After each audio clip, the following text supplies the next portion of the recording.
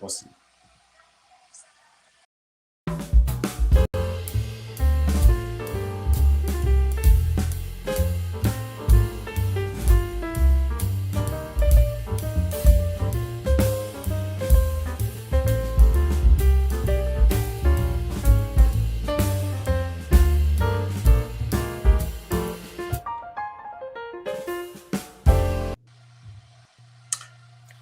Olá! Olá, Márcia! De novo a gente se encontra hoje. E aí, Aquiles, tudo bem? Tudo Muito bom, bem, Aquiles? boa tarde, Boa tarde, Aroeira, boa tudo bem. tarde de novo, Márcia Carmo e a nossa comunidade. Estamos aqui hoje substituindo aqui a nossa queridíssima Regina Zap e o nosso queridíssimo Miguel Paiva. Então, você é o Miguel e a Márcia é a Regina Zappa, então estou me sentindo em casa. Ai, que Pronto. responsabilidade. A mim também, viu? Então, gente, como sou eu que estou convidando vocês, então aqui, ó. Hoje a gente está apresentando o Távola, que a gente faz na terça-feira, no fim da tarde aqui, que normalmente é apresentado pela Regina Zappa, Miguel Paiva e eu, e brilhantemente pautado e conduzido pela Regina Zappa. Miguel e eu, uma vez fizemos só nós dois. Menino, nós se cocheteávamos na parede, não sabíamos para onde ir. É um negócio impressionante. Mas conseguimos chegar ao final. Só que dessa vez eles me largaram aqui, Aquiles, eles me largaram aqui. A Regina, na verdade, está fazendo um trabalho bacanérrimo com o MST. E o Miguel foi fazer uma pequena cirurgia de joelho, de poder caminhar com mais vigor ainda para o próximo mandato do Lula. Muito bem. É isso aí. É isso, gente. E aqui a gente também. Boa tarde, pessoal. Aqui a gente também acaba jogando em várias posições, como eu disse para o Arthur. Está aí a Márcia Carmo, diretamente de Lima, abrilhantando o Távola de hoje, né? Inclusive, Aquiles, porque Milei é o assunto do momento e a Márcia sabe tudo sobre Milei. Que desprazer, hein, Márcia? Que desprazer, né, Márcia? Ela é o adicional de insalubridade que ela tanto merece, né? Também acho, viu? Porque eu vou te falar, cobrir esse cidadão talvez seja pior do que cobrir o Bolsonaro, porque ele se mostra mais virulento, mais imprevisível. Não sei, e quando a gente estava no bloco anterior, a Márcia estava falando sobre os ataques que ele faz internamente também às instituições, aos jornalistas, às mulheres, às pessoas, aos trabalhadores, de uma maneira geral, né? Me parece que eles pegam lá com o Steve Bannon o PDF do Como Ser um Fascista Escroto e vão implantando assim a cartilha toda. E Jess, cada um interpreta esse PDF de uma maneira diferente. Então, às vezes, o Milei acho que é o que mais me dá a sensação de que um alienígena tomou posse de um corpo e está agindo, tentando fazer a gente acreditar que ele é humano. Mas se ele realmente não compreende como funciona um ser humano. O Milei não parece compreender como funciona um ser humano como ele é. E, na verdade, ele é tão parecido com várias pessoas. É que eu acho que ele exagera na toxicidade.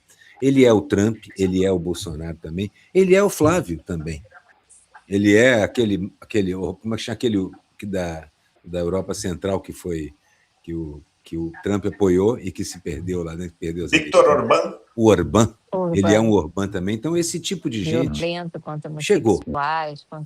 Chegou para ficar, né, Márcia? Assim, esse tipo de personalidade, esse bufão histriônico, o Miguel faz isso numa charge hoje, inclusive, é esse sujeito estranho que reúne esquisitice, uma canalice sem fim e uma capacidade de mentir inesgotável, a capacidade que eles têm de mentir.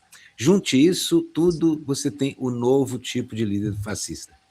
Eu acho até que facilita para o nosso lado, porque quem não é fascista se horroriza mais rápido. Mas, pelo amor de Deus, para a gente era adicional de insalubridade mesmo. Todos nós temos que lidar com esse tipo de pessoa 24/7 para justificar o 247 aqui que a gente leva. É isso aí. Márcia, com você para refletir aí sobre o que o nosso querido Aroeira está falando.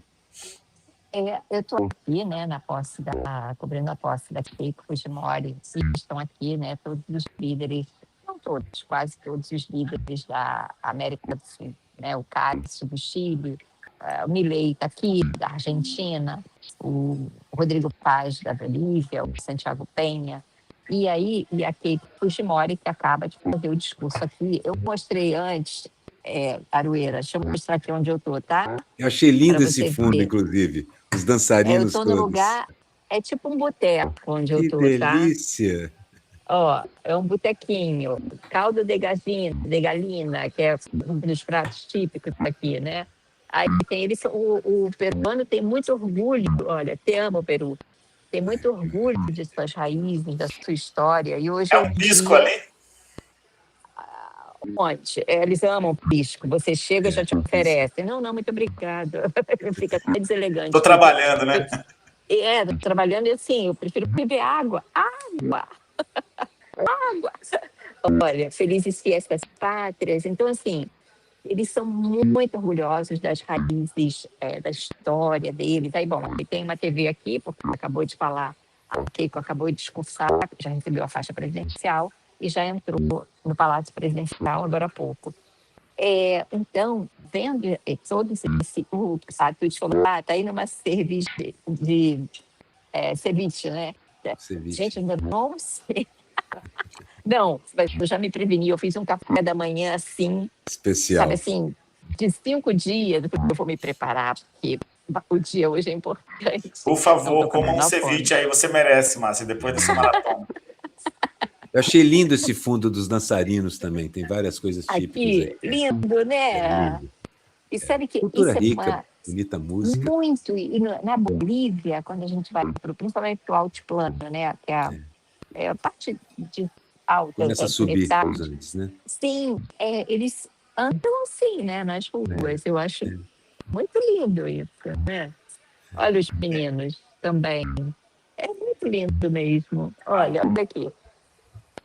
A América Latina é maravilhosa, né? Quanta diversidade cultural, de roupa, de estampa, de tecidos. Precisa muito que o marxismo se incorpore, se naturalize, vire um de nós para poder compreender como funciona a América Latina. Eu queria muito que o marxismo tomasse um suco de milho, ou então colocasse umas estampas latino-americanas. Cantasse um bolero, vestisse flores, e assim por diante. Que tal, Márcia? Eu acho ótimo. Dançasse um samba miudinho, como diz o Caetano, né? Aquela coisa. Um tango. Assim, tem para todos os gostos e tem muitas raízes, há né? especificidades que eu fico pensando assim, por que o que há com a América Latina, com essa tomada à direita, com essa, eu não vou dizer atraso, mas a impressão que eu tenho é que o mundo está alguns anos à frente, está um mandato de direita à frente do resto da América Latina como um todo. Porque muitos lugares que experimentaram a direita nessa sua nova forma estão meio apavorados, abalados. A Argentina, por exemplo, vai demorar gerações para se recuperar desse horror. Eu imagino a Argentina dormindo em paz há uns 2 ou 3 dias, desde que o Milei saiu de lá, o pessoal dorme um pouco melhor, porque essa presença, esse mordor, esse inominável, ocupa o espaço político, consegue manter sobrevida e pesquisa e escambau. O que esses caras têm que eles ainda conseguem segurar? Essa é uma pergunta que a gente tenta responder todos os programas, né, Márcia e Aquiles? Todos os programas a gente tenta responder como é possível que esses caras se criem de forma tão vigorosa. Alguém quer começar? Deixa eu arriscar. Tem uma questão que é do próprio capitalismo, que ele se reprocessa e mantém a sua dinâmica acontecendo de uma maneira piorada, porque a experiência não bem sucedida de um socialismo meio tímido que a Argentina viveu, na minha avaliação de leigo, assim, poderia ter avançado muito, avançou, mas outras coisas não resolveu. Isso que não resolveu, estou falando aqui da soberania econômica, por exemplo, caiu na conta de um governo de esquerda. Foi o peronismo que nunca conseguiu fazer isso. Então, isso é um discurso pronto do capitalismo contra uma crise que ele próprio criou. Ninguém fala de Macri, ninguém fala que Macri fez o primeiro empréstimo no FMI no valor, sei lá, acho que era 20 bilhões ou era 40 bilhões de dólares, 50. sem aval do Congresso Nacional. 46 bilhões, é verdade. sem aval do Congresso Nacional. Como é que um presidente da República pega tanto dinheiro emprestado de um organismo internacional sem autorização do Congresso Nacional? E isso fica por isso mesmo, que é o caso hoje. A Argentina está praticamente insolvente, à beira de um calote, e a solução que o capitalismo deu é: vamos aprofundar ainda mais essas condições. Aumenta a crise. Sabe, é uma coisa... o histrionismo, ele é meio que uma coisa para te disfarçar do aprofundamento daquelas mesmas políticas. Por isso que está se atrativo também. Está se expandindo figuras como Bolsonaro, Javier Milei, Spriella, aquele do Bukele e outros. Sabe, está virando é como se fosse uma trend da política, na pior acepção. O TikTok do fascismo, né? O TikTok do fascismo. É verdade. Sim, não sei se foi mais bom, mas quero ouvir Márcia também. Eu estou ouvindo uns cânticos, mas eu estou com pouca bateria. Eu queria mostrar para vocês da rua, mas eu tenho medo de... eu não sei se é a favor ou contra Keiko. Então, mas estou com medo de ficar sem bateria e acabar não conseguindo fazer uma coisa ou outra. Eu não me espantaria com nenhuma das duas coisas, contra ou a favor, porque está assim o mundo desse jeito. Viva a democracia. Eu vi movimentos populares, uma matéria da Telesur, protestando contra a posse da Keiko Fujimori hoje. Eu não sei se eles estão em número bastante, o suficiente. Pode ser esse grupo que está passando agora, porque eu estou muito perto, estou a uma quadra do Palácio Presidencial. Márcia, então, hoje você falou cedo sobre a Fujimori ser pragmática e ser uma direita mais tradicional. Eu, assim, sabe que eu encaro com um certo alívio quando eu vejo a direita tradicional, mesmo sendo a porcaria que a gente conhece, ocupando o espaço que esses caras estão ocupando, esse fascismo. Você também sentiu um pouco de... Não é um alívio, mas pensar assim, podia ser pior aqui também no Peru. Você tem essa sensação também? Porque, por exemplo, o ex-prefeito de Lima, que seria a extrema-direita e foi um dos 35 candidatos à presidência, ele falava coisas horríveis sobre o Brasil.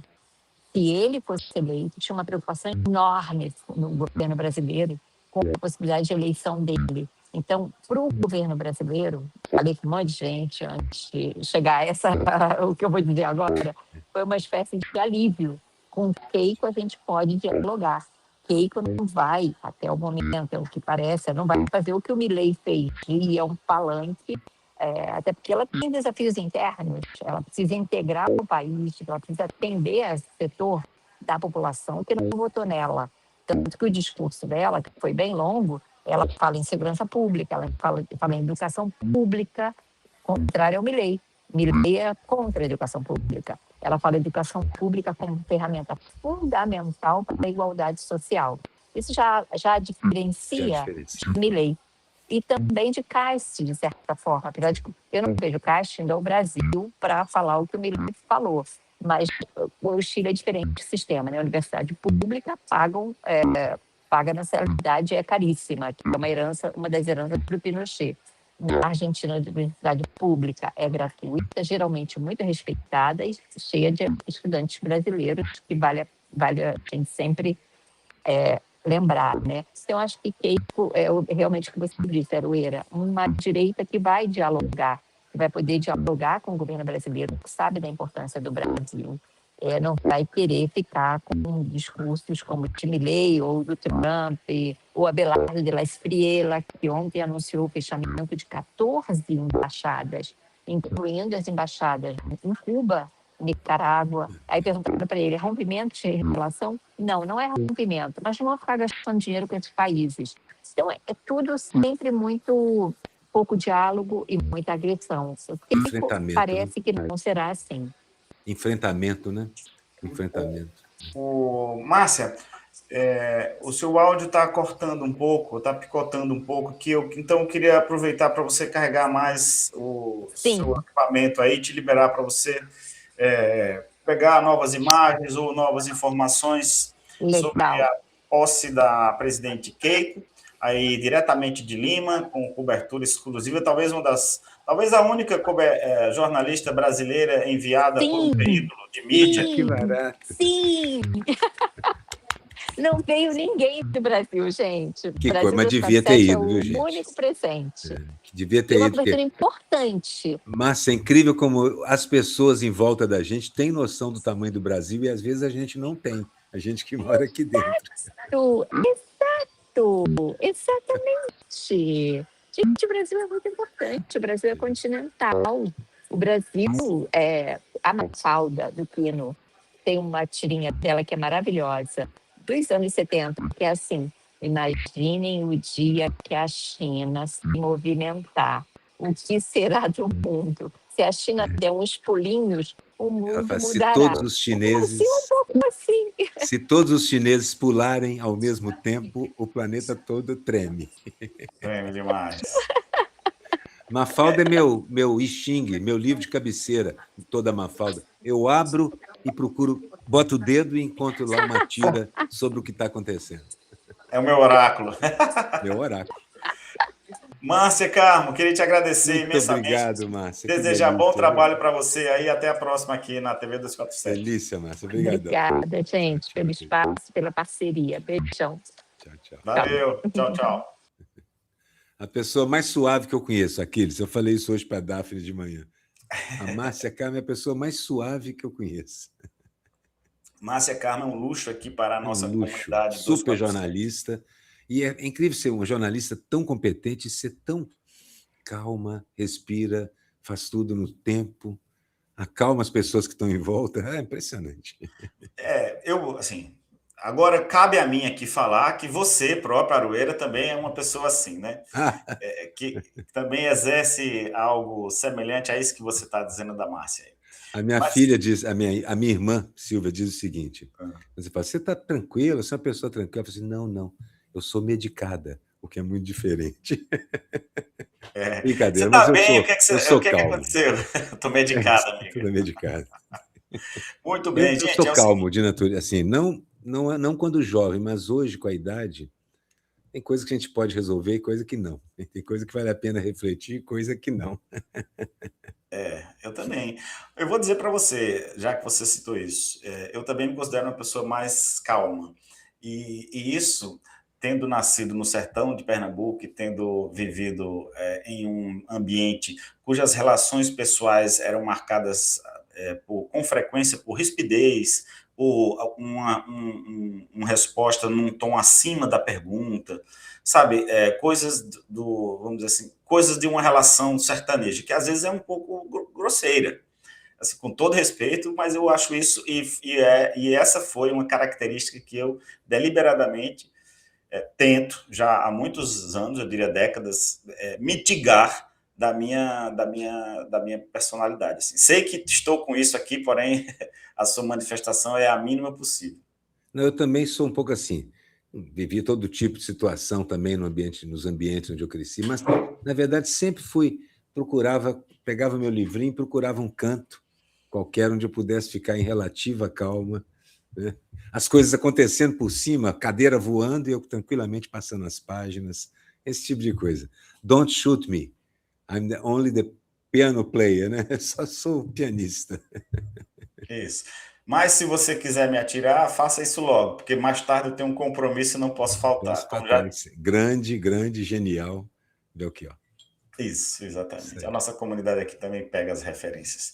Aroeira, vamos aqui então botar o Távola nas suas tradicionais? Vamos. A gente aqui começa sempre assim. A Regina apresenta seriamente a semana. O Miguel e eu começamos logo a conversar sobre isso também. A gente se entusiasma com algumas coisas que não são exatamente na pauta, mas a Regina bravamente nos conduz de volta. E isso a minha câmera faz o tempo inteiro. Ela simplesmente decide me tirar do foco. Minha câmera tem TDAH, então essa sai do foco. O que eu costumo fazer é buscar o foco de novo na minha mão e ver se eu tiver paciência suficiente eu consigo trazê-lo de volta. Mas acho que dessa vez não vem, não. Tem que dar uma Ritalina para essa câmera, Aroeira. Essa câmera precisa de concentração. Precisa de foco. Eu vou ver se saindo e voltando com a imagem. Mas já dava ali. Mas quando você apareceu, dava. Deixa eu ver. Não, ainda não. Se quiseres voltar e... Eu posso sair e voltar, que geralmente funciona. Faça isso, então. Eu vou sair e voltar. Isso, faça isso. Enquanto isso, eu vou ler alguns comentários aqui da nossa comunidade 247. A Miriam Faveiro está dizendo: Lula também me acalma, mesmo quando ele está indignado. Quem mais? Georgina Faustino dizendo: cadê o Latuf? Faz tempo que não vejo no 247. Ele apareceu há poucos dias aqui, nosso queridíssimo Carlos Latuf, trazendo informações sobre o avanço das águas nas últimas chuvas que aconteceram lá em Porto Alegre. Então, o Latuf está aqui conosco, que é um grande chargista também, Carlos Latuf. Maravilha. Agora o Aroeira voltou com foco. Latuf é um chargista de barricada. Acho que eu nunca tinha visto isso antes. Ele desenha, ele esteve em várias barricadas pelo mundo, várias, sempre do lado certo da luta, as coisas voando por cima dele e ele desenhando e mandando as charges. Impressionante, impressionante. Carlos Latuf é o nome do jovem. Carlos Latuf é o seguinte, ele é conhecido às vezes muito mais por chineses, turcos, palestinos do que brasileiros. Sim, ele tem uma distribuição fantástica, um alcance muito grande em todo o mundo não europeu. Isso. Também na Europa, porque toda a dissidência europeia gosta do Latuf também, mas esse mundo do Oriente, do mundo árabe, da China, o Latuf fala diretamente com essas pessoas. Nem é de hoje, né? Já há 1000 anos que eu me lembro do Latuf nessa lida. Eu me lembro que, inclusive, o 247 fez umas camisetas com a marca do 247 e algumas com umas chaves do Latuf. Uma delas era um punho assim, erguido com a bandeira da Palestina. Isso. E de 2005. Então, já estamos aqui em 2026, 21 anos aí de luta. A gente costuma escolher o lado certo cedo. Acontece também tardiamente, por exemplo, o Alckmin. O Alckmin é um sujeito que foi levado para o lado luminoso da força pelo nosso Yoda, né? O Lula puxou ele para o lado. Yoda foi bom. Mas eu, sim, de pequeno também, já algo me incomodava. E quando o movimento estudantil apareceu na minha vida, eu entendi o que me incomodava e por que me incomodava.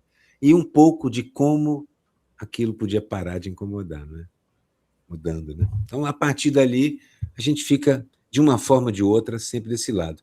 A traição é rara. Existe, mas é rara. É demais. Olha só, Aroeira e Márcia Carmo são duas pérolas. O Mário Vitor também fica perto. O Mário Vitor também é super calmo. Às vezes, quando ele está ali, quando ele está invocado com alguma coisa...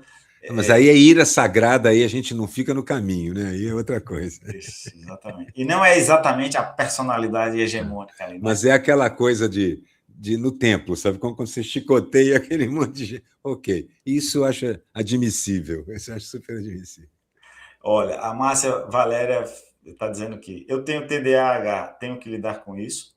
Josias, Aroeira, hoje cedo falei que quero ir no seu show. Opa. Não deixa de falar onde você vai estar.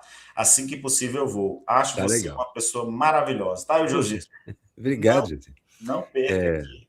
Eu também tenho um pouco essa tendência à dispersão do TDAH e essa coisa de focar muito em algumas coisas e não focar em outras. Então, eu entendo a minha câmera também. Mas a minha namorada é psicóloga, neuropsicóloga, ela entende disso, então sabe lidar. Muito bem. Eu acho, sim, que o diagnóstico do TDAH ajudou muitas pessoas brasileiras, estrangeiras, pessoas que não tinham uma explicação adequada ou convincente para determinadas posturas, comportamentos ou falha deles, né? Também assim como você, acho que quem foi que falou aqui, que é a quem foi que falou? A Márcia Valéria. Meu filho também tem diagnóstico de TDAH e a gente lida com isso. No entanto, eu vejo assim que hoje a gente está muito mais bombardeado por uma guerra por atenção, e isso faz com que o nosso foco exija uma energia muito maior para se manter fixado as nossas em um determinado condições. Tem um caso para mim que ele é assim exemplar disso que eu estou falando, que é o seguinte: já deve ter acontecido com você, Aroeira, já deve ter acontecido com a nossa comunidade aí, que é o quê? Você pensa, lembra que tem que fazer alguma coisa no seu celular, certo? Está lá no seu celular. Me responda, a partir do momento que você pensa, até o ato de você executar aquilo, quantos obstáculos, é uma maratona de 400 metros com barreiras. Isso mesmo. Porque é uma notificação, é WhatsApp, é Instagram, é e-mail, e você não faz aquilo que você ia fazer. A condição individual, não quero nem falar que é uma doença ou o que for, mas a condição individual hoje em dia, ela é tornada bem mais complexa pelo nosso entorno. Como você falou do capitalismo agora há pouco, ele provoca o tempo inteiro a dissociação, ele provoca a alienação permanente da sua realidade, te substitui isso por realidades que nem existem, paralelas, mas que nem existem, e agora, com essa novidade que é a rede social, essa mudança de paradigma, o fato do fato não significar tanto mais. Quer dizer, você ter essa novidade no campo da civilização humana, onde o que você observa não tem mais conexão com o que as pessoas fazem, isso é estranho e diferente. Mas acho que a gente se adapta. Essa coisa do diagnóstico correto realmente ajuda, porque eu acho que assim, são condições. É também comum uma contrapartida do foco difuso, é o hiperfoco em algumas coisas. E aí você vê mais de um pianista, mais de um pintor, mais de um escritor, mais de um cientista, mais de um professor, que, na verdade, com todos esses obstáculos aí, consegue também extrair desse coquetel, algo impressionante. Eu acho também que nós nunca tivemos, Aquiles, uma ferramenta de educação tão poderosa quanto que a gente tem, e que, infelizmente, não nos pertence. Mais do que os meios de produção, os meios de divulgação, hoje em dia, são a coisa mais importante para o marxista de coração perseguir, buscar. A compreensão de que o que a gente está dizendo não nos pertence mais. Se a gente não tiver acesso a essa ágora e sermos os donos dela, a posse dos meios de divulgação de tudo, é difícil a gente conseguir vencer essa guerra, que a guerra, luta de classes, velha, conhecida, está aí, ela não vai parar. Mas eu acho que a gente está começando a compreender. E a gente já mais de uma vez usou os algoritmos contra os caras e não a favor deles. Vamos ver, isso mais legislação e mais gente reclamando, pode ser que modifique o planeta. O Aroeira sempre trazendo aqui um estímulo. Aroeira, talvez você seja aqui, você nunca mostrou, mas deve tê-la guardado, uma procuração do Eduardo Galeano, quando ele diz que a utopia é aquele lugar onde você caminha e ela se distancia na mesma distância em que você se aproxima dela. Né? É isso mesmo. Mas ela serve justamente para isso, né? É isso mesmo, é a minha cenourinha, sabe aquela cartoon do burrinho que se amarra o galho com a cenourinha e o burrinho sai atrás? A minha cenoura é a utopia. E a utopia é um lugar onde você use as coisas que a gente inventou para facilitar a nossa vida, para facilitar a nossa vida. E quando fala assim, a humanidade é terrível, eu falo, não, calma lá. Aquelas 250 pessoas, aqueles bilionários, aqueles filhos eles sim são terríveis. E eu já vi mais de um economista, mais de um filósofo, mais de um professor, mais de um artista dizendo o seguinte, um mundo com bilionários é uma excrescência. Também acho. Isso é uma excrescência, isso não podia existir. E um mundo com trilionário, ele deixou de ser, mas é por poucos meses, daqui a pouco ele volta de novo, as ações baixaram, o Elon Musk. Mas um mundo com bilionários e um trilionário, não é esse, isso não pode ser, isso não pode. Ou como dizia o Fernando Henrique, assim não pode, assim não dá, assim não pode, assim não dá. Meu Deus, agora eu me lembrei do Cacete Planeta, né? Acho que era eles que faziam, né? Não pode, assim não dá. Muito bom, verdade, Aroeira. E vocês nos ajudam muito, trazendo a Márcia Valéria aqui. Um abraço para João dos Santos, que está nos acompanhando ao vivo aqui, e pedindo as curtidas nessa transmissão. Né? Vamos deixar seu gostei aqui no YouTube e também vamos informando que nós estamos transmitindo o programa pela Twitch e também pelo X. Então, dê uma chegadinha aqui no YouTube, deixe seu gostei e você já nos ajuda enormemente. Se quiser apoiar o Brasil 247, está aí na tela, pix@brasil247.com.br, ou também você pode fazer uma assinatura em brasil247.com/apoio. É isso aí. Aroeira, vamos trazer umas charges aqui. Vamos passando aí, a gente vai conversando sobre elas. Boa. Mandei as do Miguel também, então a gente Isso, exatamente. Recebi todas aqui, quero começar com essa, que foi... Bom, nem sei se isso foi verdade ou não, mas isso rodou a internet. Parece que ligaram para o Jair Bolsonaro e ele atendeu. Foi o Frota, no meio de uma entrevista, falou: eu vou ligar para o Bolsonaro que eu tenho o número dele. Aí ele pegou o telefone e ligou, e atendeu uma voz parecia do Bolsonaro. Nossa, e aí ele falou: isso vai dar um problema, não sei o que tem, desligar, sei lá.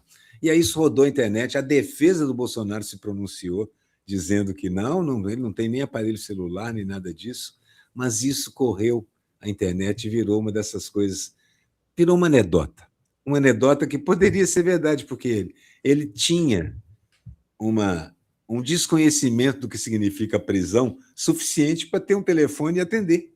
Ele tem. Volta e meia, alguém tem que explicar para o Bolsonaro: você está preso. Você não pode usar um ferro de solda para tirar a tornozeleira, você não pode ter arma em casa, você não pode. Você está preso. Volta e meia, alguém tem que explicar para o pessoal. Então, eu fiz essa charge porque achei que poderia. Logo no mesmo dia, praticamente, ou 2 dias depois, está ele na convenção em inteligência artificial, que o Reinaldo Azevedo falou que era uma... Tinha de ser artificial, isso é uma tautologia, lógico, isso tinha de ser artificial, porque que outra forma de inteligência poderia haver no Bolsonaro? Não tem. Então, eu não resisti a falar isso. Eu estou aqui numa live, posso falar agora, tá ok? Pronto. Ele fez a campanha dele baseada em lives, né? Então, ele era um cara ele era um streamer, Jair Bolsonaro. Era um streamer, e eu gosto de ver você falando dele no passado, porque eu tenho a tese de que ele é um corpo político falecido já há um bom tempo.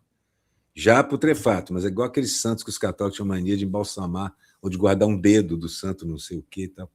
Isso acontecia na Idade Média. Então, ele é uma espécie de dedo guardado numa caixa de vidro e que o pessoal gosta de brandir para lá e para cá. Por isso também eu entendo aqueles que o pessoal não manda ele para Papuda ou coisa que eu valha, porque eu concordo com a ideia. Bolsonaro morto é o presente que os bolsonaristas querem, especialmente o núcleo duro. Falo da família. Não sou só eu que digo isso. Reinaldo Azevedo já falou isso, outros colunistas já falaram, o pessoal no Meteoro já falou isso. Bolsonaro morto é tudo o que eles querem. Se for morto nas dependências do Estado e puderem nos culpar, sei lá. Até porque, né, vamos lembrar aqui do precedente que houve, criado pelo próprio Bolsonaro para se eleger presidente, né? Ah, sim. Inclusive, teve uma entrevista recente aí da ex-deputada Joyce Hasselmann, à TV Fórum, em que ela revela ter ouvido de Jair Bolsonaro que se ele tomasse uma facada, ele seria eleito presidente, isso antes da campanha eleitoral. Eu às vezes confundo, foi facada, né? Tiro na orelha foi com Trump, né? Ou foi o contrário? Para mim, basicamente, é o mesmo atentado. Não, e ali é o seguinte, né? Aquela faca que teria sido utilizada por Adélio contra Jair Bolsonaro, vis-à-vis a bala de fuzil e o efeito que ela provocou na orelha de Donald Trump, né? Assim, que milagrosamente cresceu a cartilagem de novo. As duas estão de mão dadas aí, porque elas guardam semelhanças assim, realmente umbilicais, não, univitelínicas. Univitelínicas. Eu cheguei a desenhar o Trump uma vez com uma cicatriz aqui na altura do abdômen, com um fecho eclair, um zíper, igualzinho do Bolsonaro, ele apontando, logo depois do atentado dele, ele apontando. Também tenho.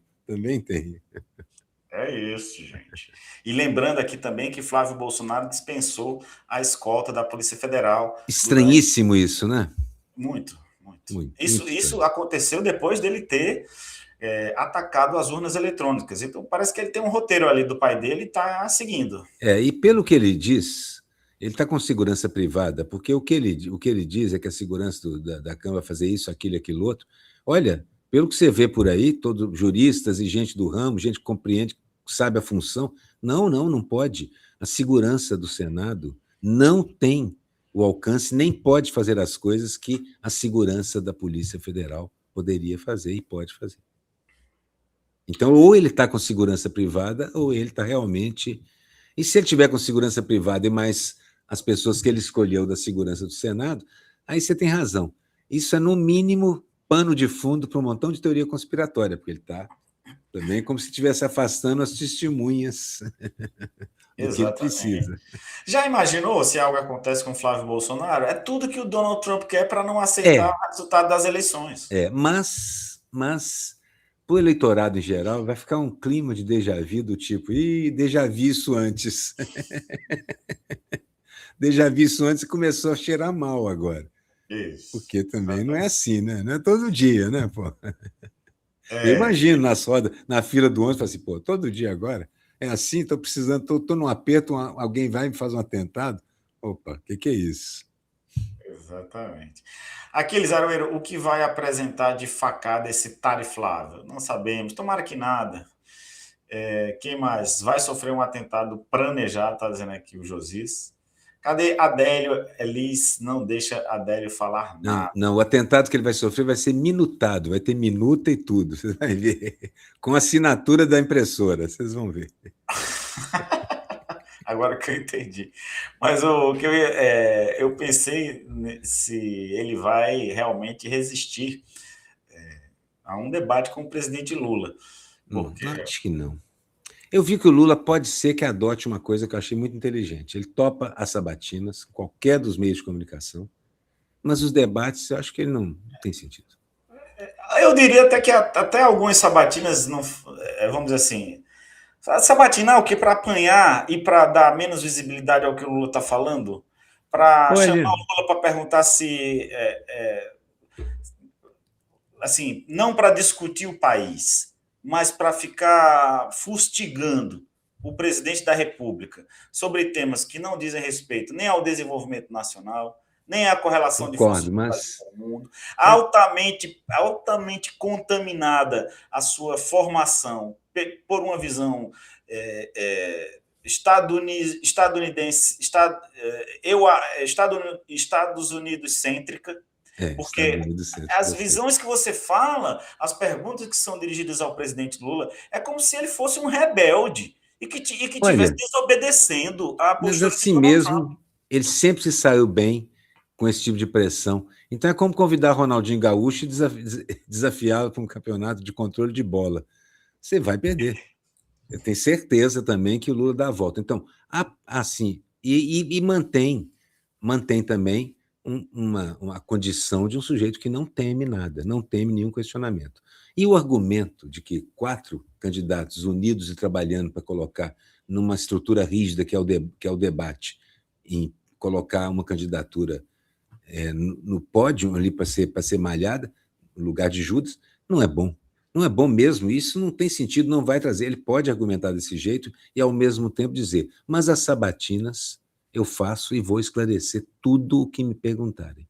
E você já viu o Lula respondendo. Ele não deixa nada sem resposta. Ele é uma espécie de Brizola, só que respondendo todas as perguntas. Brizola não respondia nenhuma, né?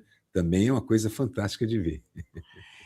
Mas quando ele decidiu responder, meu amigo, aquela cara de Cid Moreira lendo a sua resposta... A resposta obrigatória, né? Nossa, realmente é uma coisa assim, tá no Museu da História Brasileira entre os momentos mais regozijantes da televisão brasileira. Concordo. Né? De vez em quando, passa por aí, aparece aquele negócio na linha do tempo de uma dessas redes, aí eu fico curtindo, assisto 2, 3, 4 vezes. Cid Moreira, pé da vida de estar lendo aquilo. O Cid provavelmente era a pessoa menos preocupada, porque ele era aquilo mesmo. Leia isso, ele lê, ponto final. Acabou. Mas eu imagino o comando da Globo naquele momento. Gente, que... Tanto que jamais aconteceu algo assim. E jamais perdoaram. Jamais perdoaram.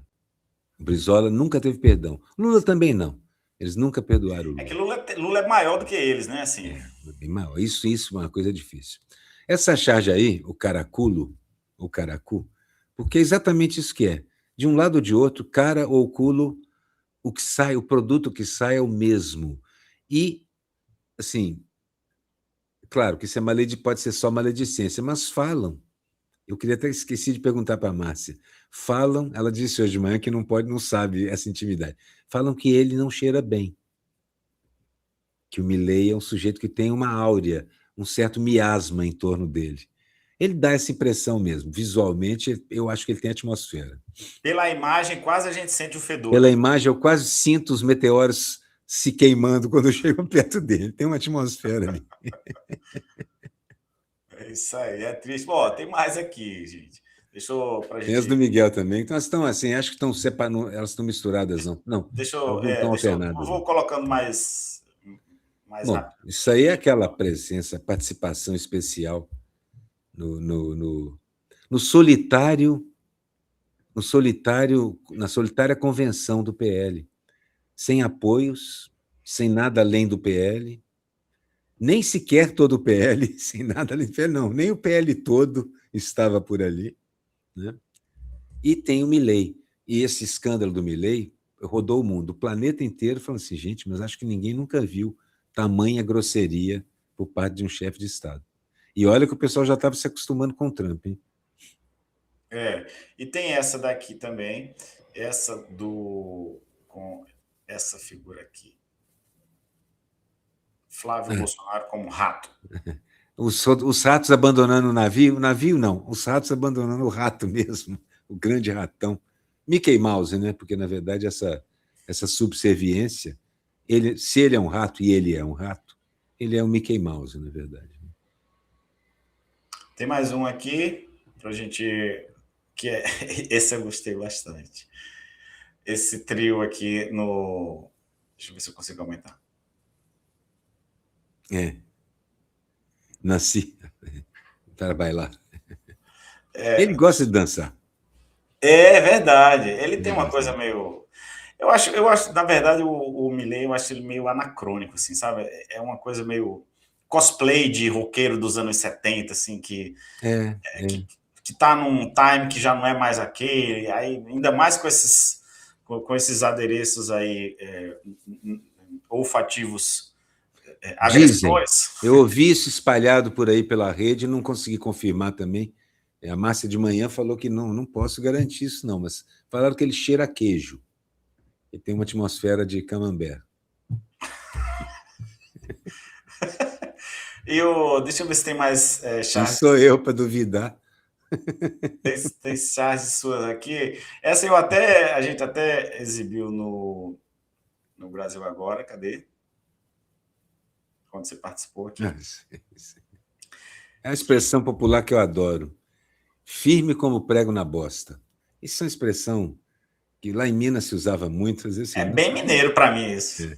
Não está firme de forma nenhuma. A coisa mais frágil do mundo é um prego enfiado na bosta, que não tem apoio. Exatamente. E aí eu botei como polidense dele. O Flávio, né? O polidense do Flávio. Exatamente. Polidense no prego. Esse aqui no contexto ainda da cartinha. Esse é da cartinha e tal. Né? Tem essa daqui também, que é o golpismo e DNA. Como eles são parecidos, na verdade, enquanto eu fazia esse desenho, eu percebi como eles são parecidos, inclusive fisicamente mesmo. Eu também acho parecido. É como se fosse o Bolsonaro daquela época em que ele estava defendendo que Fernando Henrique fosse fuzilado, por exemplo. Isso. Tem mais um aqui. Só que o Flávio é mais gordinho. Tem essa daqui agora da obra de Miguel Paiva. O candidato, a patroa e o bobo da corte. Depois ele fez o bobo da corte junto com os outros. E, na verdade, é o palhaço, né? O Joker, Isso. O que você fala é assim, é o entertainer que disfarça, distrai. Embora eu acho assim, que eles são naturalmente desse jeito mesmo. Né? Mas é o ilusionista. É o que faz uma mágica aqui, enquanto atrás tira a sua atenção de alguma coisa que está acontecendo. E essa, assim, a fala dele, nessa convenção, ele abriu o jogo. Eu sou o meu pai. Eu sou, basicamente, o meu pai. E aqui a gente tem... A marreta do Tarcísio, né? Isso. Aqui a gente tem o golpe e as urnas eletrônicas. Uma síndrome de família, com Eduardo Bolsonaro repetindo, então, os passos do pai dele. Sim, é uma coisa que ele percebeu que no tal do Bolsonaro palatável, o Bolsonaro moderado, não existe, nem tem sentido existir. Só que ele é fraco, Aquiles. Ele é frágil. Ele não é como o pai ou o Eduardo. O pai também se mostrou um banana, né? E ele também não é como o Bananinha, que também é um banana. Mas ele é um cara que passa mal em debate. Isso. Ele não segura uma pressão, ele não segura a pressão. Vamos a ver como vai ser esse debate, se é que vai ter. E tem mais um aqui, uma troca de mensagens. Bastaria tudo para pacificar. Bastaria Michele... para tudo pacificar? Uma troca de mensagens? É isso. Aí ele está fazendo um anúncio de uma novela, né? Uma madrasta empoderada, um enteado arrependido. Aí bota as pessoas que participam, assim, uma espécie de casting. Com participações especiais de Damares Alves, Valdemar da Costa Neto, Gilberto Marinho e Cecília Leão. Mas realmente o Valdemar é o nosso sincericida predileto. É o cara, você está em dúvida sobre alguma coisa? Procura uma entrevista do Valdemar, que ele está te contando. O Flávio? Não, sim, o Flávio foi lá pegar o resto do dinheiro convocado. Flávio, não, Flávio nunca estava preparado, nunca estava preparado para ser presidente, não. Flávio não tem. Ah, Michele, sabe como é que é mulher, né? Mulher isso, mulher aquilo. Esse é o Valdemar. Realmente, esse é um bom personagem nesse cast aqui do Miguel. O Milor dizia do Ziraldo isso, sim. O Ziraldo falava as coisas e pensava depois. O Milor dizia assim: eu sou o Ziraldo, eu não falo, eu penso. Não, eu não penso, eu falo. É a mesma. No caso do Flávio, é muito pior, na verdade. Eu sou o Flávio Luciano. Eu sou o Valdemar, no caso do Valdemar é muito pior. Eu sou o Valdemar. Eu não penso, eu falo. E depois eu vejo o que acontece. Aí as pessoas vão me contar o que eu disse. Genial.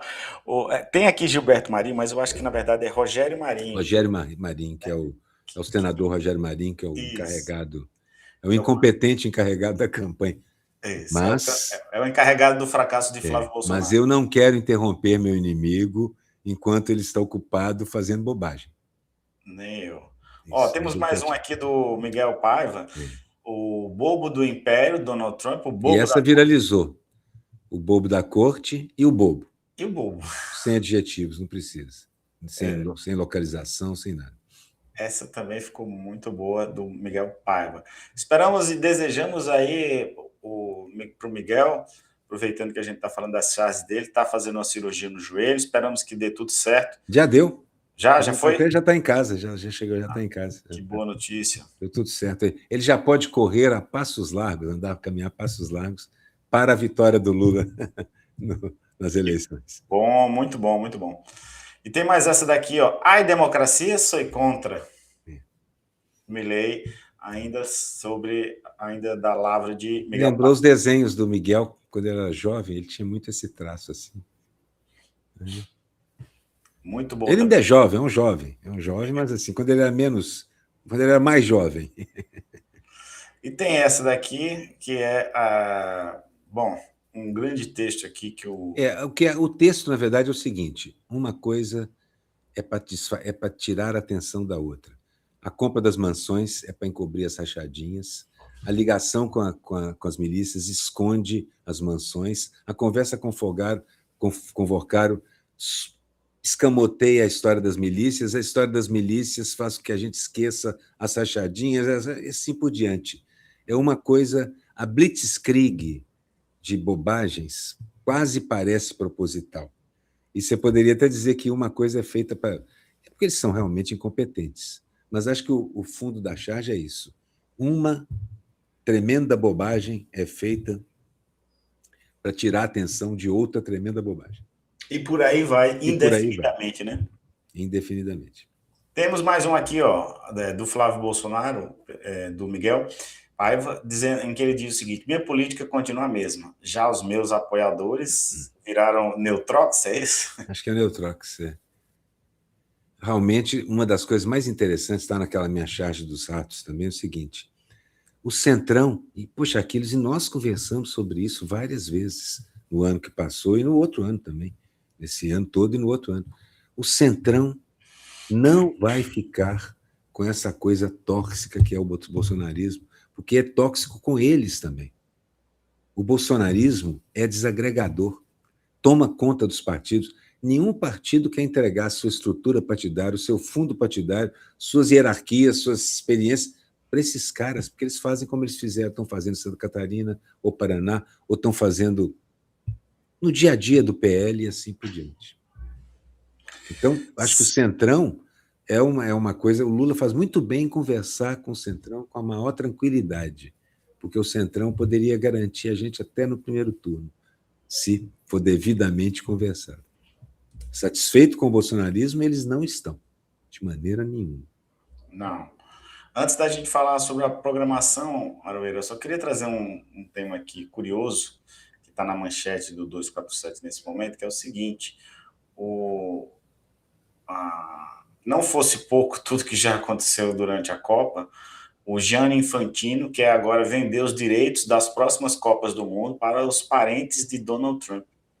Então, assim, não bastasse tudo que foi feito, o prêmio de paz, a participação, a entrega da taça, favorecimento à Argentina, a retirada do cartão vermelho e da expulsão do jogador dos Estados Unidos. Agora tem isso aí, o Infantino. E essa entregue logo a FIFA, então, para o Donald Trump. E essa corrupção da FIFA, ela se repete de forma fractal nas FIFAs, nas federações nacionais. São todas, 99%, corruptas até a raiz. E cada federação nacional dessas depende de uma estrutura também fractal, também capilar como elas, das estruturas internas, das federações dos estados, cantões, das regiões. Aqui no Brasil é assim, em todo lugar é assim. Quer dizer, é tanta corrupção que a FIFA, a cola que mantém a FIFA unida é a propina, a corrupção e o dinheiro desviado. Então, o Infantino vender isso é só um sinal dos tempos onde ninguém esconde mais porcaria nenhuma, Aquiles. Ninguém esconde mais porcaria nenhuma. É tudo na frente de todo mundo. Tudo sem tarja preta tapando as coisas. Concordo. Eu fiquei pensando que talvez João Avelange ficasse com vergonha, né? Eu acho, o Blatter, o Joseph Blatter estava criticando o Infantino. O Joseph Blatter estava criticando o Infantino pela corrupção, ineficiência. Tá demais, né? Tá demais. Eu fiz tanto Blatter. O Blatter é um pilantra. E olha só. Como se o Bolsonaro viesse criticar que alguém está roubando. Vai chegar o tempo em que ele vai criticar, você vai ver. Esses meninos do Trump, por exemplo, eles estão roubando de uma forma como os americanos nunca tinham visto. Eu também acho. E descarado. E desafiando a justiça. Desafiando a justiça. É isso, né? Agora tem que entregar o programa, agora tem que terminar 2 minutos mais cedo, não é isso? Isso, mas eu quero, antes disso, vamos aqui fazer o... Jabazão. Propaganda aqui das suas apresentações. Estou saindo daqui do meu day job para o meu job noturno, meu trabalho como músico. Eu vou tocar lá no Deza Botequim, que fica na Travessa dos Tamoios 32, no Flamengo, no bairro Flamengo, apesar de ter muito flamenguista lá, não é lá que fica o Flamengo. E eu vou estar com um grande músico, um grande amigo meu, o Igor Essa, e a gente está tocando de tudo um pouco, do bolero à bossa, passamos por tudo. A Daphne, muitas e muitas vezes, aparece lá também, que é ali do lado. Muitas vezes o Marcelo Auler também aparece, ele está sempre por ali também. Então, para quem é da comunidade e quer conversar com a gente, ali é um ponto legal. Sempre aparece um de nós, a turma está sempre por lá. É isso. Alguém estava falando aqui justamente isso que queria encontrar, então tá aí a dica de ouro. Eu, se fosse morador do Rio de Janeiro, também estaria nessa turminha aí da Daphne e do Marcelo. Quando você vier aqui, eu vou te fazer esse tour, nós vamos para os bares todos onde eu... Cara do céu, eu estou aqui com uma... Isso está me consumindo, inclusive, porque eu já prometi para o meu querido Marcelo Auler e para a Daphne que vou no Rio de Janeiro e estou com essa dívida em aberto. Mas agora está prometendo para mim também. Isso, agora ficou mais sério. Querido, muito obrigado pela... Obrigado demais, Aquiles, a você, a Márcia Carmo, por terem me ajudado nessa hora. Difícil, eu estava um pouco preocupado, mas deu tudo certinho. Deu tudo certo. Semana que vem, Miguelito e Regina Zappa já estão aqui de novo com a gente. E aí vocês podem descansar um pouco, porque tanto você quanto a Márcia estavam dobrando turno. Vocês já estão desde cedo no batente. Faz parte. Nada que a gente já não tenha feito antes e não vai fazer de novo. É isso aí. Afinal de contas, Brasil 247. E informo também que amanhã retorna aqui a bancada a nossa queridíssima Daiane Santos. Então, já está no Brasil e tudo mais. E até amanhã, gente. Tchau. Tchau, tchau.